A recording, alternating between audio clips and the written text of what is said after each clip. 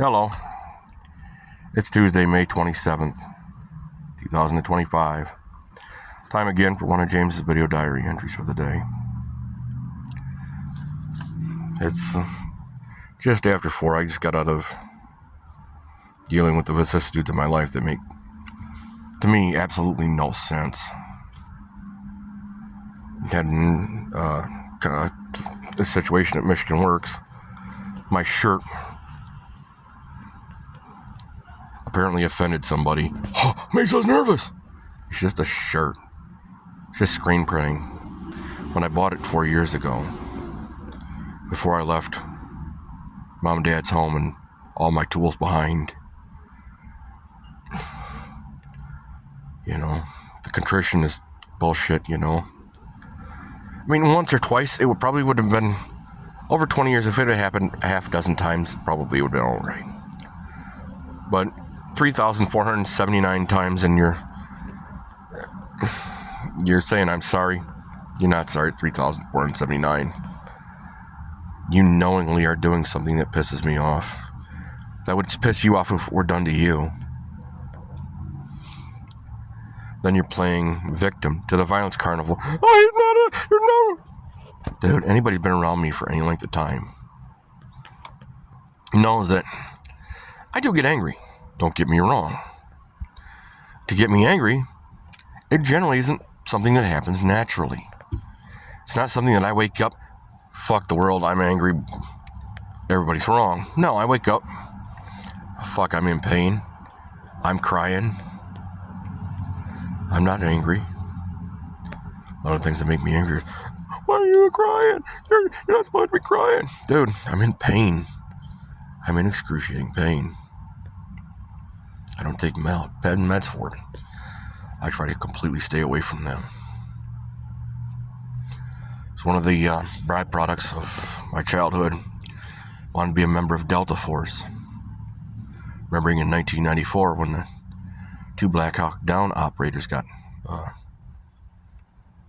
the Medal of Honor, how they got it.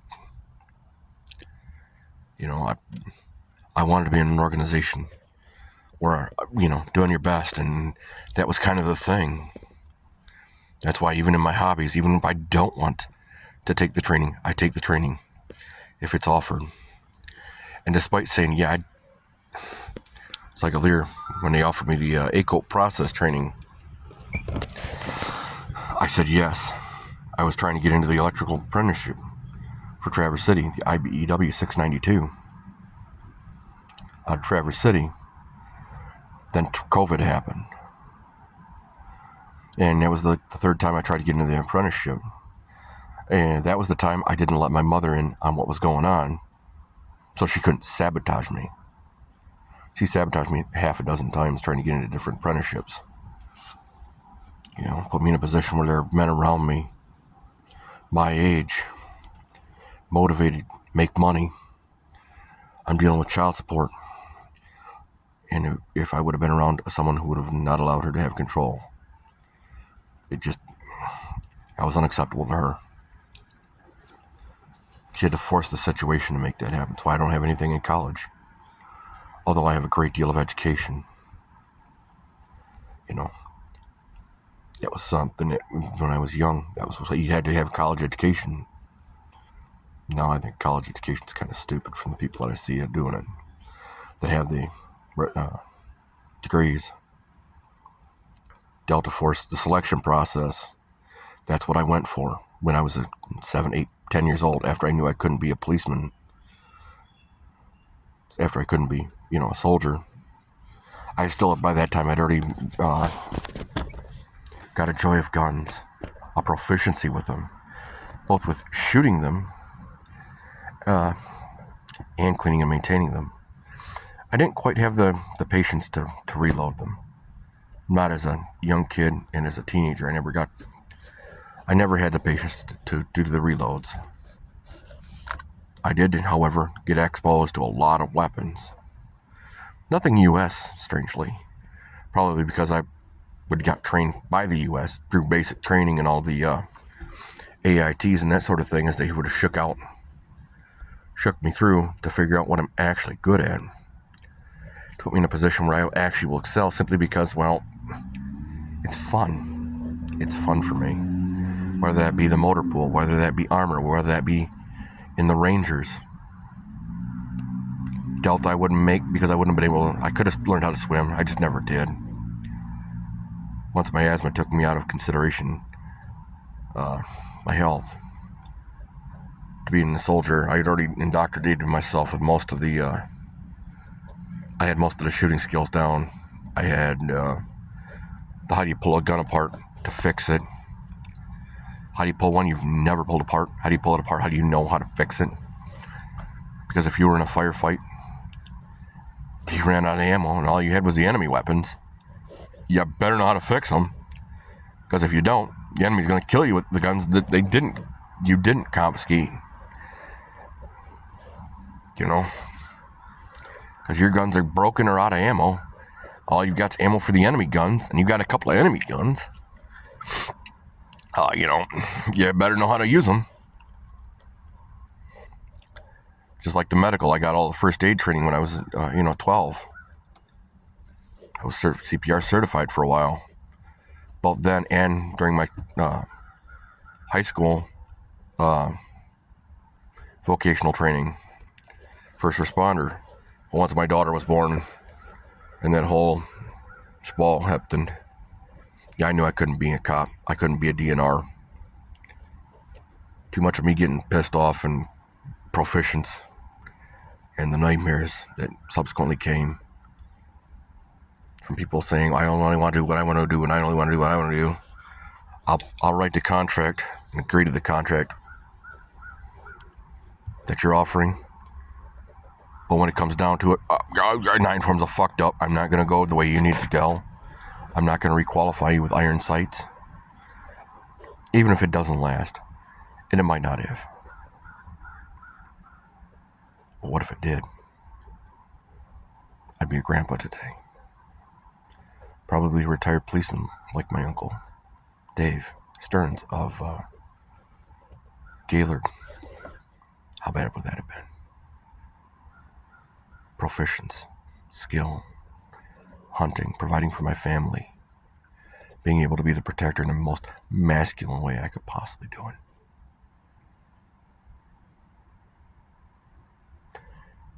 Great American way. I got the feeling I wear the shirt I'm wearing now. I changed out of that shirt that was offensive after I wrote the letter. Basically email saying, hey, under the ADA Act, I had schizophrenia. I'd been completely and permanently disabled. I came back from it. Maybe I shouldn't have. Maybe I shouldn't have trusted my mother. On 311 South Porter on February 27th, 1996. I should have let her command. Then everybody says I'm an adult. And I've had to become an adult since then. I've had to eat shit. Feel like dog shit. Give up my dreams for the moment. For someone else's decision. And although I've been a lucky man, and the Delta Force indoctrination for selection in my hobbies, in my work, even if I'm not good at it. And I found a few things that I'm just really not good at. I'm not really good with plastics, and because of my nerve damage, I'm not really good at holding a very dangerous router, running plastics that are like 200 degrees. I'm just not good at it. Not at speed. Not with any speed, I'm not. I'm good at janitorial. I'm good at mechanical. I'm kind of like Scooby-Doo when it comes to seeing a car problem. I'm pretty good at it. And I'm pretty good at knowing how to add up which problems add up to what. I wonder if the ADA Act, if I'm going to be able to use that, maybe I should just get kicked out, get a police report, figure out who did it, who's offended, why they're offended, what's wrong. Because, I'm broken, homeless, maybe I need to file a discrimination lawsuit against some of these places that they're fucking ignorant. Well, if you're that ignorant, perhaps we need to have a discussion about, I'll take your money so you can pay for my decisions. Since you didn't give a fuck about me, I kind of don't care about you. I don't have to care about you. I'd rather not do that. I'd rather like to earn my living. Whether that's speaking, whether that's writing a book. I've got an idea about having a spoof FOIA type government document. More of a spoof. It's a process and procedure about female orgasm boot camp, or coaching a woman through an orgasm so that she can understand the concept of it. Because she'll say that you're a selfless lover, and actually that's exactly the opposite. I'm a selfish lover, because I know the more you enjoy it, the more your body does its thing, the greater the pleasure I'm going to have for sex. The greater the incentive you are to be able to come back to me. That's why 4 out of 6 women that I had sex with came back to me. And I have an open invitation at 5 of them. Or I did, at least. The one was my baby mama. She tried coming back after shitting on me for 5 years. At that point, yeah, there's no sense. I can't trust you. You've proven that you're going to destroy. You totally. There's no team in you. There's only your decisions, and fuck me, and no matter what happens, I'm automatically the bad guy. No, that's a dead no. Robin, oh, she wants it, but she can't keep it in her pants. She can't stay monogamous if she doesn't have that. So broke us up. I can't be with somebody who's going to bring me 9 forms of nastiness. Going to kill me. After that, I ended up having to get tested. And every girl subsequently, I've gotten tested. Fat ass, one night stand. Not exactly my finest hour. That was dead no. After that, it was a drunken one night stand. It was horrible. Probably for both of us. Staff Sergeant Warner, I appreciate your effort. A for effort, F for execution. Then there was that one night stand I paid for. It was pay for play. That was fun. And I did have an open invitation to come back. But it was pay for play. I don't do that. And the only reason I did that even was simply because I didn't have a better choice. It was available. I had the money.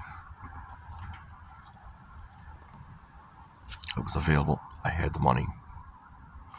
I did it anyway. At that point, I'm not going to have a kid in my life. Not one close enough to understand what that was about.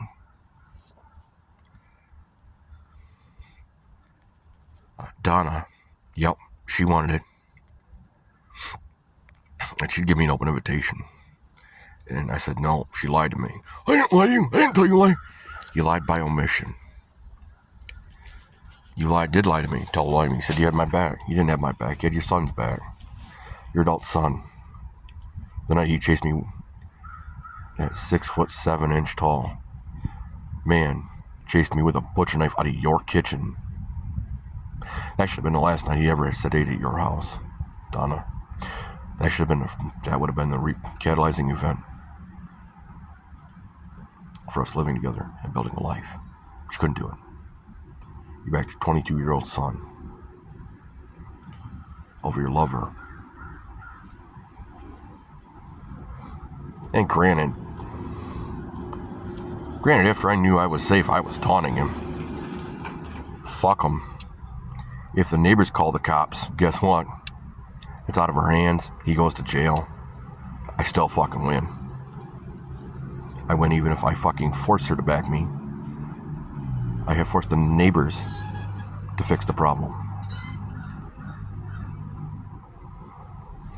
And one, I don't exactly remember all of it.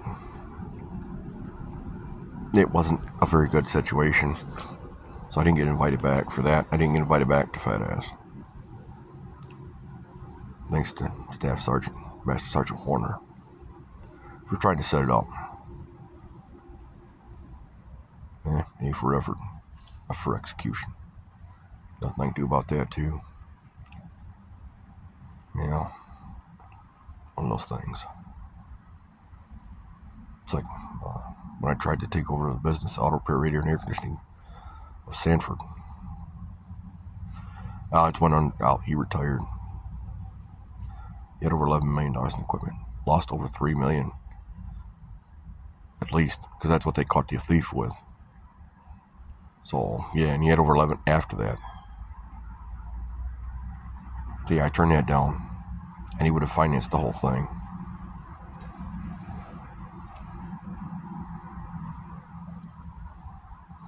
Turned down Chewed Up Lawn Care Service. And my best friend, when he became disabled, he got busted up bad. He just had some serious road rash from 50 years of getting the hell beat out of him, beating the shit out of his body to make a living. His body just gave up. I love you, Todd.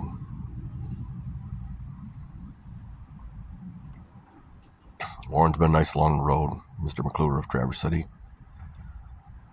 I wish I'd taken him. I didn't trust him. And my stupid ass went back to family. They've been speaking out of school. My cousin and my first cousin's manipulative. And she's asinine and narcissistic. And it's taken about 2 years for me to start to get just ignorant about having to wait on somebody who's 32 years old, hand and foot. I can't understand. I can't plan. No, you've never been forced to plan. Life will make you plan in a way. You know, my first cousin